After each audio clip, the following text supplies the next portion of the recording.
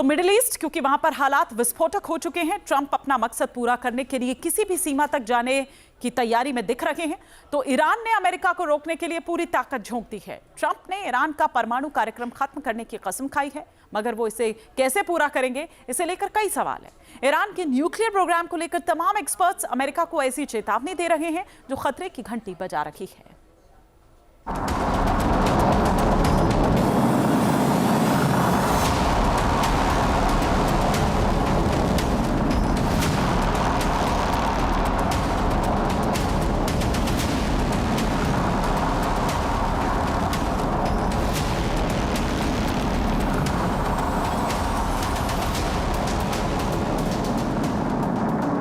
America, Israel और Iran की जंग क्या परमाणु हमले के बाद ही खत्म होगी?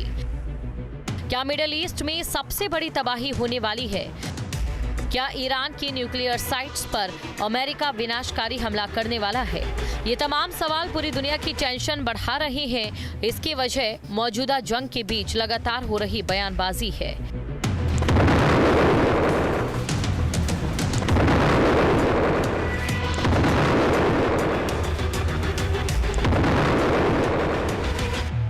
नंताज न्यूक्लियर साइट पर हुए हमले का बदला ईरान ने इजराइल की न्यूक्लियर सिटी डिमोना पर अटैक करके लिया, मगर मामला अभी खत्म नहीं हुआ है, क्योंकि दोनों के ही निशाने पर एक दूसरे के परमाणु ठिकाने हैं और इसके लिए ही रणनीति बनाई भी जा रही है।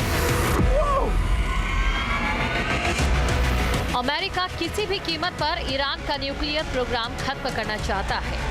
इसी मकसद को पूरा करने के लिए 28 फरवरी को जंग का आगाज किया गया। तेहरान पर हमले किए और अभी ये सिलसिला जारी है।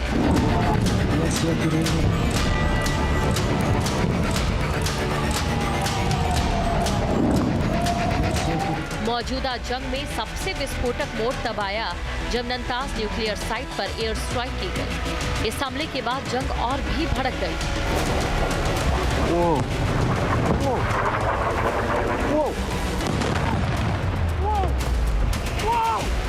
अमेरिका लगातार दावा कर रहा है कि ईरान को न्यूक्लियर वेपन हासिल नहीं करने दिए जाएंगे।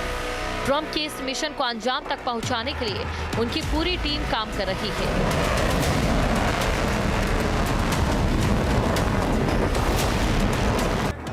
नंताज न्यूक्लियर साइट तेहरान से लगभग 220 किलोमीटर दूर मौजूद है।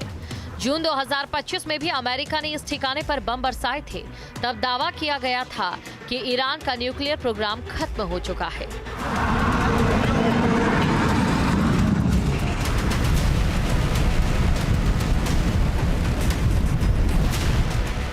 मगर ईरान ने कुछ महीने बाद ही वहां पर सब कुछ दुरुस्त कर लिया और फिर से काम शुरू कर दिया।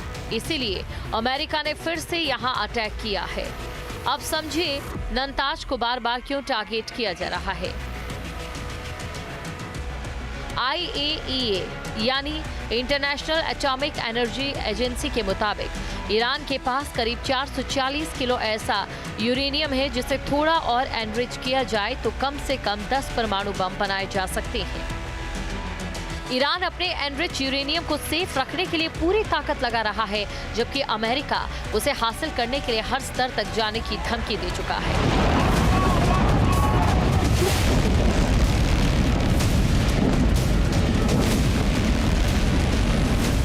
दावा तो यहां तक किया गया कि अमेरिका की ओर से ग्राउंड ऑपरेशन भी चलाया जा सकता है। हालांकि उसके लिए ये सब इतना आसान नहीं रहने वाला है। IAEA चीफ राफेल ग्रासी ने ये साफ किया, ईरान में एनरिच यूरेनियम को सुरक्षित करने के लिए यूएस स्पेशल फोर्स का ऑपरेशन बेहद मुश्किल और जोखिम भरा होगा। ग्रॉसी ने चेतावनी दी कि युद्ध ईरान के न्यूक्लियर प्रोग्राम को खत्म नहीं कर सकता। उन्होंने इस विवाद का समाधान सिर्फ डिप्लोमेसी के जरिए ही निकालने की वकालत की है। ईरान में ग्राउंड ऑपरेशन करना अमेरिका के लिए आसान नहीं होने वाला। ये बात पहले भी कई एक्सपर्ट कह चुके हैं, मगर ट्रंप अपनी जिद छोड़ने को तैयार नहीं, इसीलिए हालात बिगड़ रहे हैं। ईरान के न्यूक्लियर प्रोग्राम हमेशा से अमेरिका की आंखों में खटकता रहा, इसीलिए इस बार ट्रंप आर पार के मूड में है।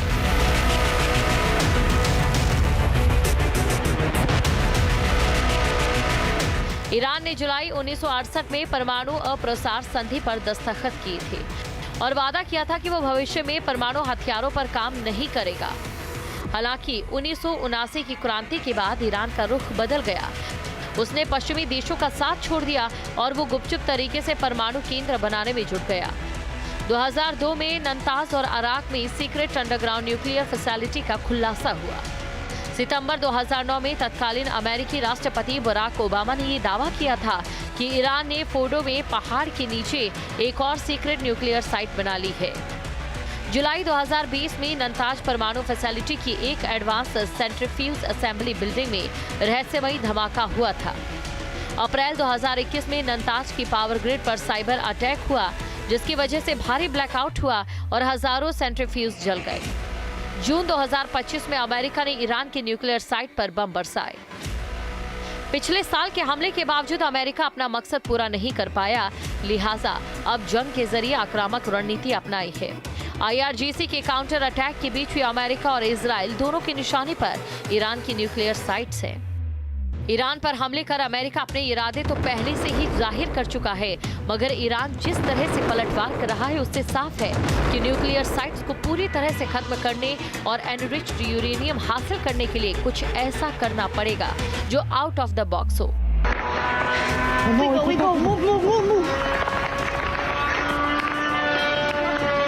Team news nation. इधर महायुद्ध के बीच कतर एयरवेज का बड़ा फैसला। मिडिल ईस्ट के तनाव के बीच 17 विमानों को हटाया गया। स्पेन के टेरूल एयरपोर्ट पर भेजे गए विमानों को सुरक्षित रखने के लिए उन्हें शिफ्ट किया गया। A350 और बोइंग 787 जैसे विशालकाय प्लेन इसमें शामिल हैं। हवाई क्षेत्र में अशांति के चलते ये बड़ा फैसला लिया गया। इस बीच इजराइल का ईरान पर भीषण पलटवार जारी है। टिमोना और अराद में ईरानी हमले का बदला लिया है। इजरायली एयरफोर्स का हंटिंग ऑपरेशन शुरू हो गया है। ईरान में कई जगहों पर इजराइल के हमले हुए हैं। परमाणु केंद्रों और मिसाइल लॉन्चर्स पर निशाना साधा गया है। एक तरफ ईरान के खिलाफ इजराइल और अमेरिका भीषण हमले कर रहे हैं, तो दूसरी ओर एक जंग लेबनान बॉर्डर पर भी चल रही है। इजराइल और हिजबुल्लाह के बीच वार पलटवार का दौर चल रहा है। बॉर्डर पर स्थित नारिया शहर में हिजबुल्लाह ने जोरदार अटैक किया। इसमें कई रिहायशी इमारतों को नुकसान पहुंचा। बॉर्डर एरिया के शहरों पर ईरानी मिसाइलों के प्रहार के अलावा हिजबुल्लाह के हमले भी हो रहे हैं, लेकिन इजरायली एयर डिफेंस सिस्टम ज्यादातर हमलों को नाकाम कर रहा है। नारिया से देखिए न्यूज नेशन संवाददाता राहुल दबास की एक ग्राउंड रिपोर्ट। मैं इस वक्त उत्तरी इजराइल में हूँ। ये नाहिरिया का इलाका है और इस वक्त मैं एक क्रेटर में बैठा हूँ। क्रेटर दरअसल क्या होता है, जब भी कोई मिसाइल या रॉकेट का हमला होता है उसके बाद जो गड्ढा बन जाता है उसे कहते हैं क्रेटर। ये आमतौर पर तो उल्का पिंडों से बनता था, लेकिन अब इंसानी युद्ध की वजह से भी इसी तरह के गड्ढे बन जाते हैं।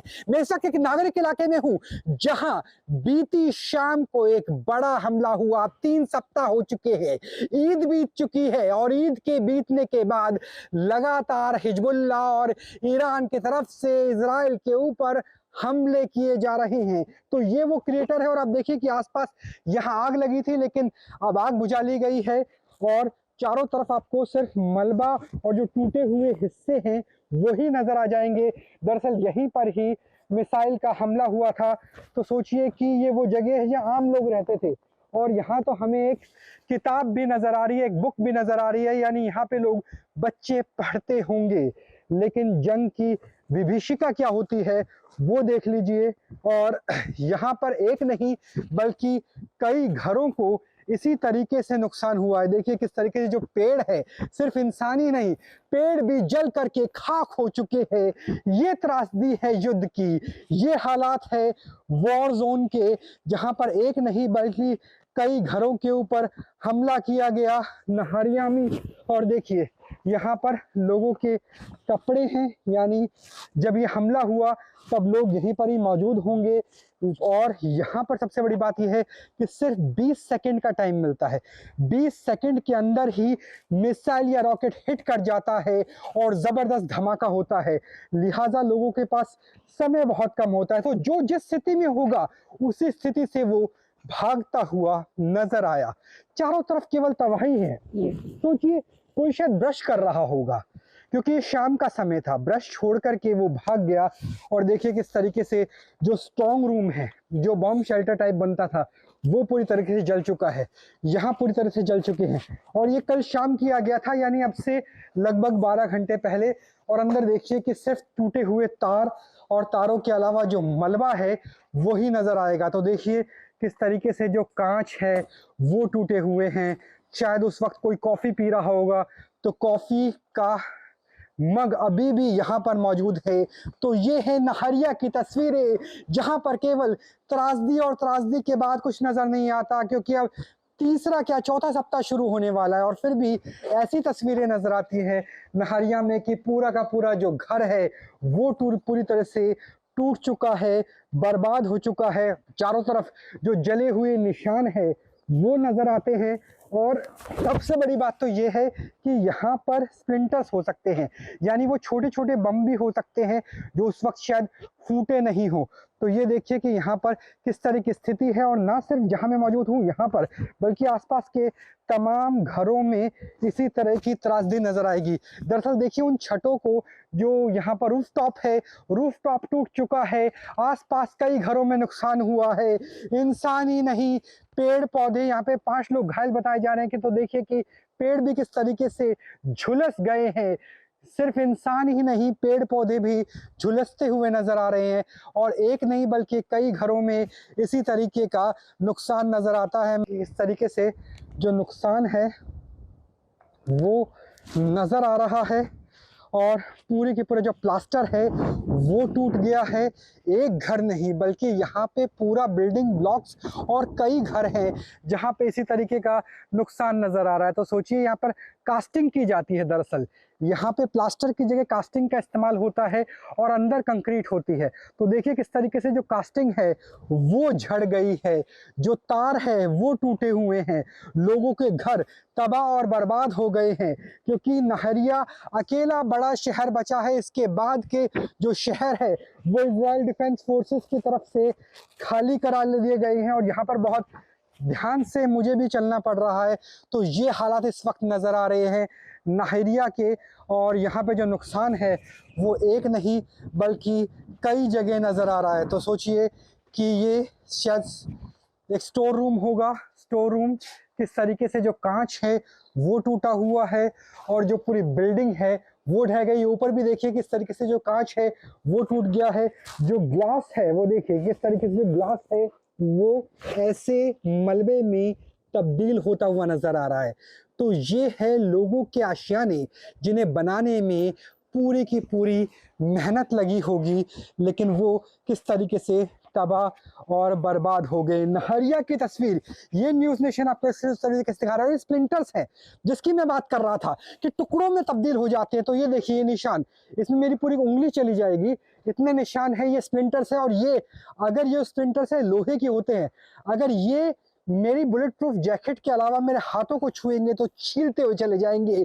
यानी इंसानी शरीर को सबसे ज्यादा नुकसान इसी तरह के स्प्लिंटर से होता है। और देखिए कितने गहरे हैं, मेरी पूरी उंगली इसके अंदर चली गई है, अंगूठा चला गया है।